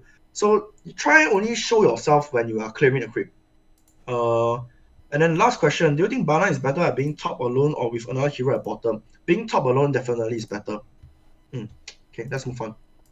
Okay, so let's move on.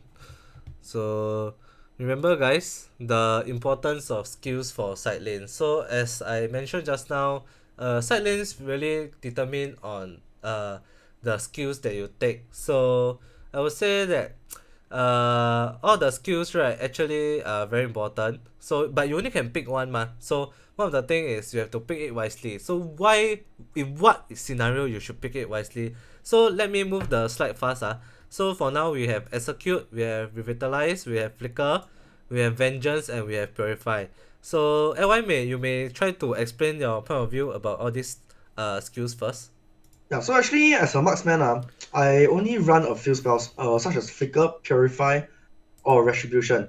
Sometimes Barrier, AGs, whatever you call, but yeah, that Barrier AG spell, I feel you can only choose to use it on 1-1 or Cloud, which nowadays Cloud don't really use lah. I think more for 1-1. So for 1-1, you can actually decide between Retribution or Barrier. But nowadays, because the game is so fast-paced, I would recommend Retribution. And then Retribution, Purify, Flicker. If the enemy has a lot of disables, definitely go for Purify. Always treasure your life, because even if you take Retribution and you farm as much as you want, you can. If the enemy Cho just Flicker kick you into their team and you straight away die, then whatever farm you farm, also no point. So take Purify if the enemy has a lot of crowd control. Then for Flicker, if you think that you don't need Retribution, then always run Flicker, because Flicker is a very good spell, because you can either play aggressively or defensively with that spell. So yeah, if your team has a strategy to invade, or you think your early game is strong, then you run Retribution. Then you but you must make sure you abuse the Retribution. Do some invasion, invade their buffs, and control more objectives. So yeah. Yeah. Okay. So from his point of view, that's his hyper carry point of view as well, right? So to call it off, right? To end the session, all these spells are actually one of the popular spells, mentioned by Sana. So I will just give a short brief about each spell used in side lanes and why it should be used. So for example, execute. So why Sana say that execute is good? Firstly, execute can just be the last spell to use after you spam all your spells at side lane. So let's say for examples, I seen some Joyhead use it. Reason being, they always know that they always make the opponent left 1 HP and they can't do anything about it. So using execute can ensure that the opponent immediately die. But there's a con to this, is you can't take a flicker. So holding execute with Joyhead takes a lot of positioning and skills. Or if let's say your level is just level have not reached level 30 and you got a Joyhead, right? Go ahead and take execute. It is still very viable at side lane. And to hold side execute, it is best to hold it with lane fighters, like I mentioned just now. Gushan, Guinevere, Joyhead, all these are the better lane fighters if you really want to excel this execute. And from how I see Sana use it is, his Gushan always takes execute if he doesn't want to take the other talent.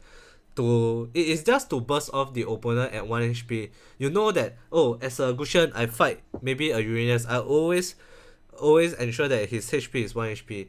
I know that he's going to be 1 HP, I'm just going to take execute and do my exact same thing, but I use execute instead. So this is one of the reason why this is one of the skill that you should be picked for side lanes. So the other two will be actually Flicker and Revitalize. So for Flicker, right, heroes such as Masha, Cho, Xbox, Badang, those are the heroes that Flicker is very strong. It's like the key spells to take for those. But where else, like heroes like let's say Uranus, Esma, Tamus, they are sort of a situational spell for Flicker. Reason being, there may be another better spells for it. So let's say you are playing an Xbox or you are playing a Badang, just take Flicker regardlessly, and I think you will do just fine. Why? Because those are the team fight fighters where a Flicker, right, once you saw opportunity engage at mid lane or at turtle, Xbox or a Badang can just flicker in and use all the spell and you know opponent is all dead.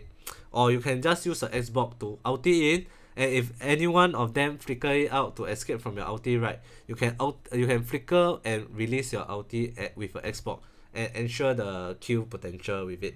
So that's the reason why Flicker is so important in some heroes, and such as Cho. Without Flicker, it is very hard for you to land a very good kick. So with Flicker, the Cho is like an essential item. It is very hard to predict that the Cho is going to flicker you.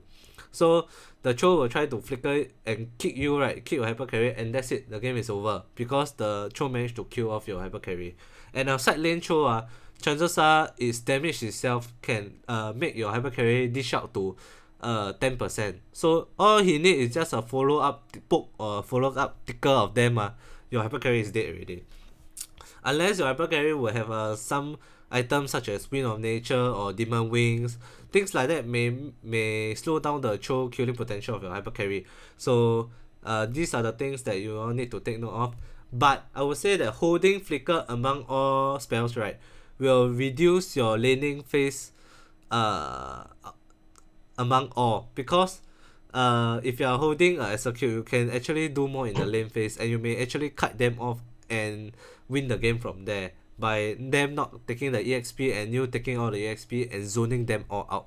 So Flicker is actually one of the spells that make your laning phase not as strong as the others, but Flicker could also save your life. So it depends on how you want to use it. So yep. So actually, to sum it off, the Flicker, the increase of physical and magical defense of the Flicker, I actually don't see any difference in it lah. So I don't know whether you all know about this, but when you all press Flicker, you all actually increase magic resistance and physical defense. So okay, so we shall move on. So to answer some of the questions, I think someone actually asked, when you hit crit wave, you will show a map. Yes, definitely will show. Then another person asked if execute or higher, okay, right? When's a good chance to choose execute? I feel as a Hayabusa, I will always go Retribution because it helps me to farm more. And as an assassin, right, with Retribution, if you're fighting against a marksman, like I said before, you can actually abuse the Retribution to invade them. So Hans actually asked which offlane is good to use execute. In my opinion, I actually think Uranus is a very good hero to run execute. Marsha is a very good hero to run execute, and maybe Jawhead as well. So try to run execute on mobile heroes where you don't need the flicker. If you are on immobile heroes, right, honestly you should run something that can help you. Thoughts about Hilda with execute and high Android emblem. I actually think that it can be viable. It can be viable. There's no right or wrong to that. I myself actually like to play Hilda as well. So honestly, I think that's quite viable. But it depends a lot on item build. Try to go Blade of Heptasis on Hilda. So can Layla off lane? Asking for Kaleo. Kaleo play Layla anywhere also can. So last question is recommended for Asma to use execute. As an Asma player myself, right, I actually love it a lot to run Flicker on Asma because I just feel like there's a lot of situations where you need Flicker to make plays, and Flicker is just so good for Asma. So I will honestly recommend Flicker for Asma. So yeah, let's move on. Okay, I think my double chin is same as Sing already. So okay, never mind. Let's move forward. Okay, so third of the spells will be Revitalize, which is healing pool below you. One thing is that this spell, right, is actually very good sustain with Tamus, with Terisla. So this kind of spell is actually very resistant, but holding this spell, right, will ensure that you will die after it. It's just for you to sustain until you die. So this is a sort of a team tank spell for the side lane. So if you're Tamus and you take this, your objective is to stay alive as long as possible. Or I don't know what other heroes that requires this Revitalize lah. So other than Tamus, I don't think I can think of another one. So yeah. Oh, if you want to talk about the non-meta tank, then obviously the non-meta fighter will be Terisla. Or you can take a Paxia side lane that holds the Revitalize lah. So, but then Paxia is still really not a meta pick at side lane, so I can't really put it in lah for now as the sustain fighter. So we shall next. So for Purify and Vengeance, I think these two are more of the common spell to take, especially the before nerf Vengeance. So for the Purify, right, this is the 75 seconds Purify. So please take note that Purify increases the is nerfed already, so the CD will be at 90 seconds. So taking Purify for side lanes is very situational. From how I think about my heroes, right, I would think that actually there's only 2 heroes that can take Purify safely. It will most likely be either Esmeralda or Uranus to take this Purify. It is not very situational, but if you take Purify as a Uranus or Esmeralda, right, you can actually be very aggressive in the mid game phase where you can just walk into their tier 3, tier 2 and then farm the creep, make 2 of their your opponents go and attracted to you, keep poking you, but at the end of the day, as a Esmo or Uranus, you will not die. So that is the key objective to the Purify gaming. I think to add on to Purify, if you are fighting against a troll fighter, you can always try to run Purify because actually Purify helps you to 1v1 troll very well. So yeah, that's a bonus tip for you. Yep, good bonus tip. So the other nerf at side lane skill is actually this Vengeance. So before it gets nerfed, it will actually regens your HP equal to 50% of the damage dealt by Vengeance. But now the Vengeance don't heal off the 50% already. It only gives you damage reduction. From what Sana tested, he tells me that it's not very good lah. So it is still viable, especially now you can use on heroes like Tamus. You can it just like reduce the Vengeance capability. So it isn't become a very required skill. It is more of like optional skills for now lah, for Vengeance. So anything you want to add on? Nope, nothing. Okay, sure. So for now, we'll end off with the summary of the laning phase. So laning phase, right, number 1, right, it starts right once the game start. So once the game come out, welcome to Mobile Legends. Oh, the laning phase start already. You need to do the things that you need to do. Let's say your team AFK, you know that he's a noob already. He don't play laning phase one, or he wants to give chance. I don't know. So that one, you test him. You ask him. Those that don't watch, right, you ask him, hey bro, why you AFK? You know when the game start, the game already started. So things to take note. Second thing is, first item that you purchase determine what you do, especially for side lane. So you don't try not to buy the item until you know what to do. So for 4 of us, right, especially apart from the tank support communication whereby who buy the room mask, the other 4 can just hold the item shop and see what item he should buy until he is confident in it and buy it. So for side lanes right now, you don't have to buy the room mask. You can buy boots or a Nimble Blade to clear it off. Yeah, so for number 3 is skills will help enhance your objective for your hero, especially for side lane. So remember, for side lanes, especially you're fighting 1v1, right, try to think of the scenario of, let's say you pick a Jaw, they pick a Tamus, what talent you should hold. Or that you pick a Jaw, they pick a Tamus and a Uranus. You know both are their sustain one. What spell is the best? You should think, oh, actually execute not bad, because either both I can try to kill. So this is one of the things you should take note. And also, yep, the summary 2 will be for tank and support, right? You have to synchronize the roam mask, as if both of you buy together, it will not trigger the passive. I repeat again, it will not trigger the passive. So remember, as a tank, ask your support, you buying or I buying?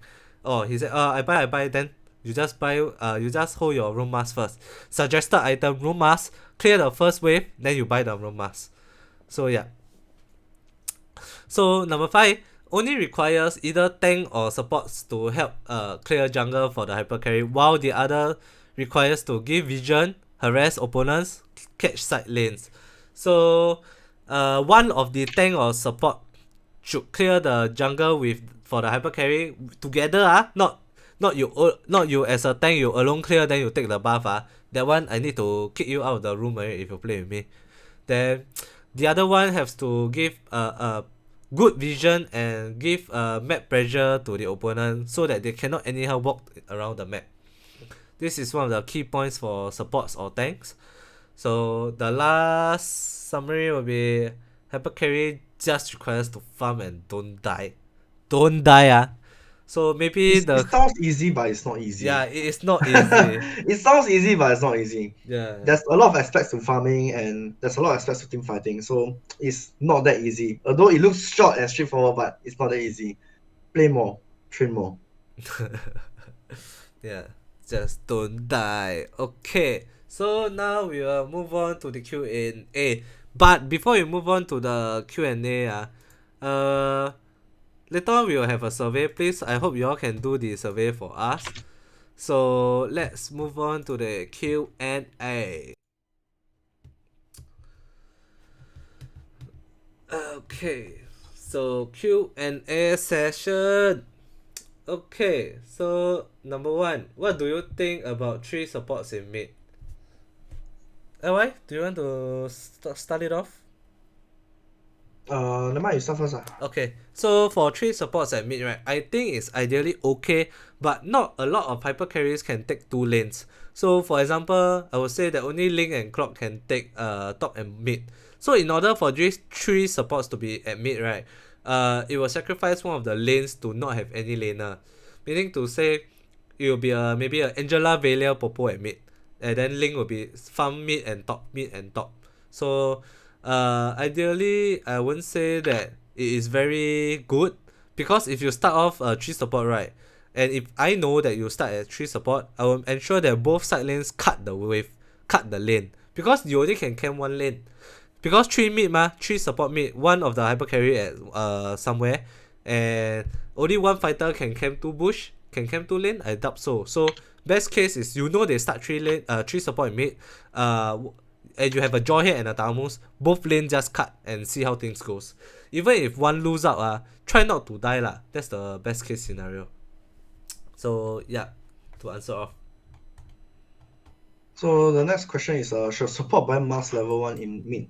So I think it depends on which hero you think need to be level 2 first. Like what Kayzeepi mentioned, your tank and the support should synchronize and communicate with each other. Whoever wants to buy mask first. So the one without the mask, I feel it should be a hero that's more useful at level 2 compared to the other. So that when you get the level 2 first, you can actually do more than the other hero. So yeah, just communicate with your tank and see who wants to buy mask first. Okay, so the third one is, any thoughts of the new hero? Is it good or bad, and which lane to use? Okay, this is a Kayzeepi trick. If that hero is open in your band pick, just pick it. Reason being is that hero is good at being a tank, is good at being a fighter, is even good at being a hyper carry. Reason being is, I think it's of its stats currently.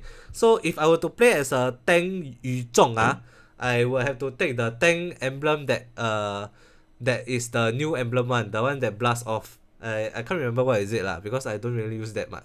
But it's very good. It acts like another Grok, but there's a CC and a dragon which enhance your stance and your Grok spin. So I treat it as a Grok and things works out. So it's good. Then as for side lane, I tried as a Yu Zhong in my stream. I realized that it wins almost all fighters. But I'm not sure with Uranus and Tamus yet because I have not fought it. But I fought against a Jaw and a Cho. I'm not sure whether I'm good at that Yu Zhong or that Jaw hit on the opponent team is just rubbish lah. So I'm not sure about that. But you can try more. If you're a fighter with it, try to play with fighter. If you're a tank with it, you can try with the tank. I think it's very viable. If you're a hyper carry and you want to try Yu Zhong, I think it is very viable as well. So to sum it off, Yu Zhong is very strong. So the next question is can you tell us which are the current meta's top tier offlaners or which style is being played?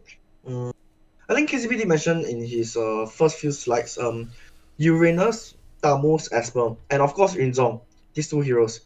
This new hero. So I think these 4 heroes are currently the best fighters in the meta because it can sustain so well in the 1v1, and honestly it scales very well to the mid to late game as well. So usually these 4 heroes, okay, I'm not quite sure where Yu Zhong will go first because it's still a new hero, so people are still exploring with it. But Uranus, Tamus, and Esmeralda, usually you will want to go to the top lane because you can really sustain and not die. So even when their hyper carry, when their hyper trio rotate to your lane, right, you can actually survive very well. And the reason why Tamos is at the top lane as well is because you can you can do the aggressive lane cut like I mentioned before, cut their lane, go for the red buff. So these are the current top tier offlaners. Okay. Then I want to ask Kayzeepi, what about Arkai and Baxia for tank? This is based on I play the Arkai a lot. I play like 300 games. I don't think Arkai is yet good in the meta right now unless you are very very very strong. Reason being is its ulti is very hard to land at this moment. There are two mobility, and most of them see Arkai. There's a lot of spells to cancel Arkai's ulti as well. So it is still, I don't think, viable yet until maybe a strong tank shows us how to play the Arkai very well lah. So for now we shall hold the Arkai thoughts, but for Baxia I think it's very viable. Baxia is a tank, right? Not only it has a free durance in your passive skills, it also gives you a very high damage reduction as an ultimate.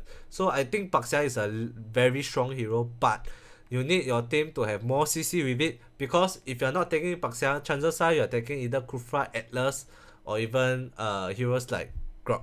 So all these has either high damage or they are just very irritating. But as Baxia, you're not very irritating, you're not very high damage, you're just a damage per second kind of tank, but you're also very tanky and you have a set of durance. So I think it's a very good hero. And if you have a link player, combo it with your link player as well, it gives your link some movement speed. It's a synergy lah in the game itself. So yep. So next question is, what do you think about 1-1? I feel 1-1 is still a very good hero now, especially in this patch where Purify got nerfed, right? 1-1 actually has an inbuilt Purify, so I would say it's actually still a very viable hero, but you have to be careful of its slow pacing early game, where a lot of teams will actually try to abuse it. This is why I actually recommend taking the Retribution and the Jungle Emblem on 1-1, because this helps 1-1 at the early game by a lot. So 1-1 can still be played. It's still a good hero. I won't say it's bad. It's really still good. But yeah, it's also a hero you need to train. You need to know how to activate its ultimate by hitting all the 4 arrows, and just tide through the early game. Tide through the early game, reach the mid game, make sure your mechanics is there, and you're good to go. Okay. When next question is, when I play with my friends, we do 5-man mid and rush buff. Do you think this strat good? I think any strat is good, especially if you are trying to pull off in ranked games. I think it is very good. 5-man mid in ranked games. I think at least you all are trying to I don't know whether your buff is invading buff or defending your buff. If you are defending buff, I think it's very bad. But if you are invading buff, I think it's very good. So it's good lah. At least you are coming out with this kind of strat. I think it's very good. Yep. Okay, so if Uranus is on top, but gain no advantage, opponent will throw bottom and mid losing lane and fights. Uranus move and risk losing lane. Actually, Uranus is a very mobile hero, so even if you move around, I don't think you will lose your lane. And yeah, to Uranus players, what I feel is, I know a lot of people has been using Uranus to cut lanes and all, and to just split push. But honestly, I feel if you already cleared your creep wave, try to roam around and help your team rather than just staying in the lane. Because Uranus physical attack isn't high. So unless the tower is really left with very little HP and you think you can down it with your normal attacks, after you clear the creep wave, right, try to move around. Maybe go for their buff or try to find your team, stick with your team, fight together. Yeah, so that's my answer. And Uranus actually is a hero that's very hard to lose lane. Really, if you play it right, it's a hero that's very hard to lose lane. Uranus actually has one of the best laning. I won't say laning control. I won't say lane control, because what Uranus does is he just farms and sustains. In some matchups he do win, but his sustainability is insane. So like I said, it's very hard for Uranus to lose his lane. Okay. So let's say if the carry and tank choose to take buff and support clear lane first, is it okay if both buy mask at the same time?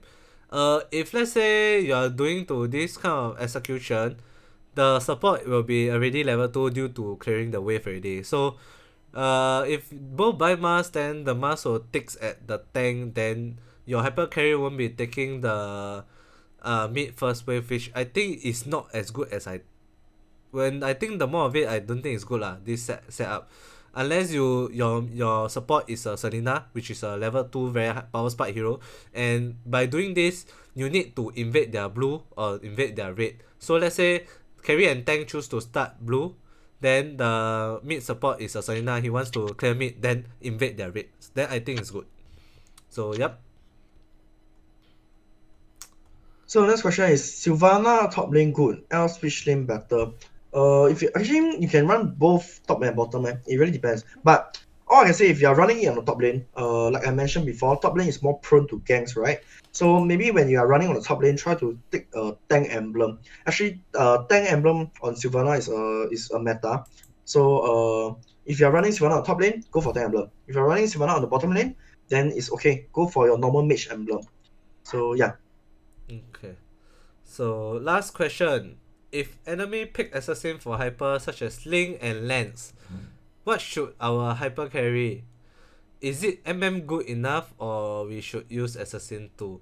Firstly, I think it depends your hyper carry role. If let's say your hyper carry is a clock player, is a marksman player, pick marksman lah. Somehow there's a way to win Link and Lance. It doesn't mean that people pick a Link or people pick a Lance, they win the game. You can even pick a weak marksman such as like carry, right, to win them off, because there's items like Wing of Nature, all this, which also negates a lot of Link and Lance damage. So if let's say your friend that plays the hyper carry is a marksman god, go for the marksman. If your friend is also an assassin player, then maybe pick a Hellcut. I think the Hellcut can eat Link and Lance the most. Okay. So I believe we have answered all your questions. So guys, please do the survey, guys.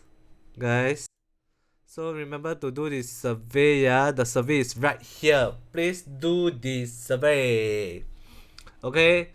If you all have not done so, please do the survey. So after doing the survey, right, we'll actually be announcing the giveaway winners. So I think we have the list of the winners already. So are you excited to win the elite skin? So okay, giveaway, drum rolls.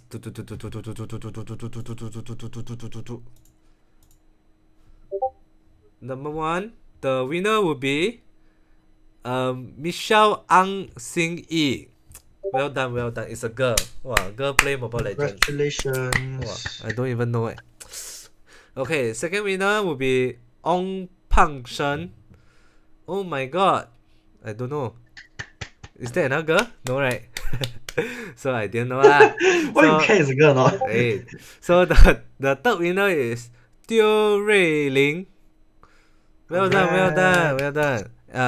The fourth winner will be Reina Means. Oh, one more. Like, sounds like the admin is picking all the girls, but the last guy is a guy, definitely. The last guy winner will be the Darren Koo. Well done. So we have all the 5 winners now.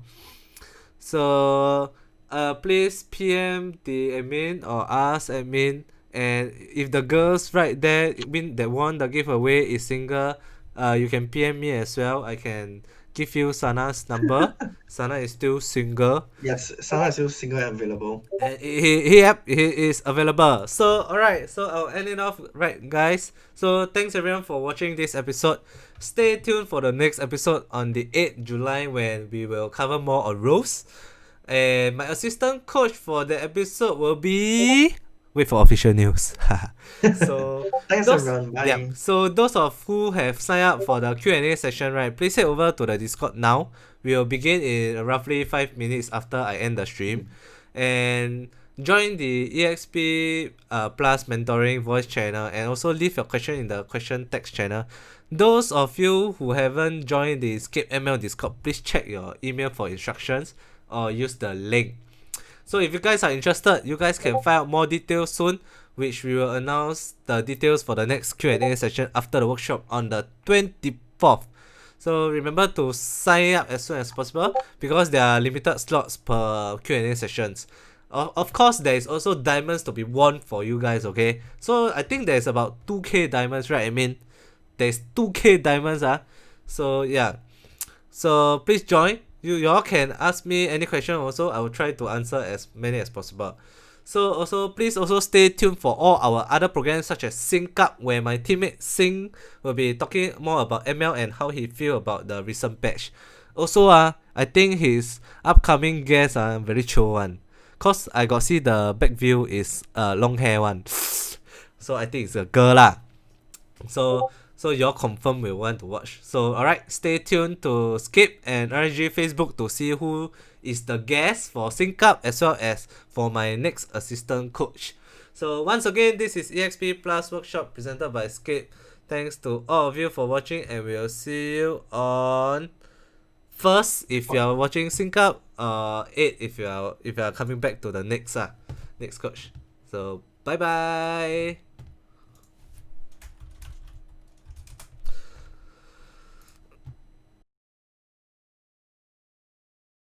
Is suffocating. I'm waiting and always hesitating. Kryptonite desires set my heart afire. Heart on fire. Set my heart afire. Yeah.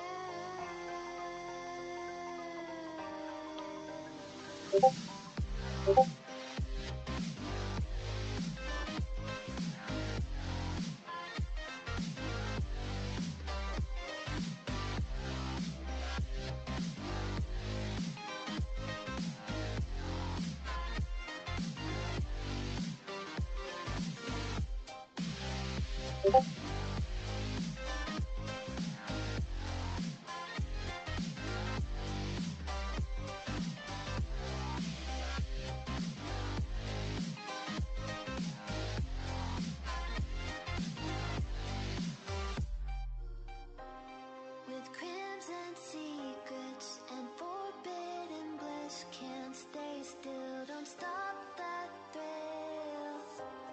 My bones crave your skin, temptation within, mistakes ignite the silence. Nightmares creep while you and me repeat. This bittersweet heat is suffocating. I'm waiting and always hesitating. Kryptonite desires set my heart afire. Heart on fire. Set my heart afire.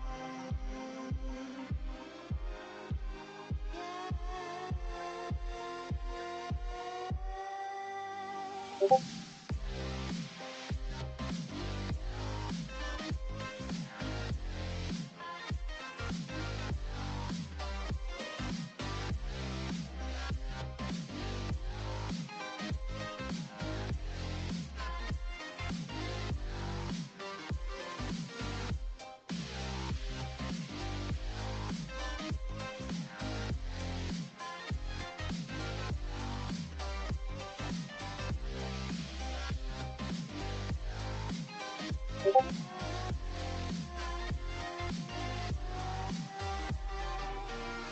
Connect the dots straight to the start of intoxicating one.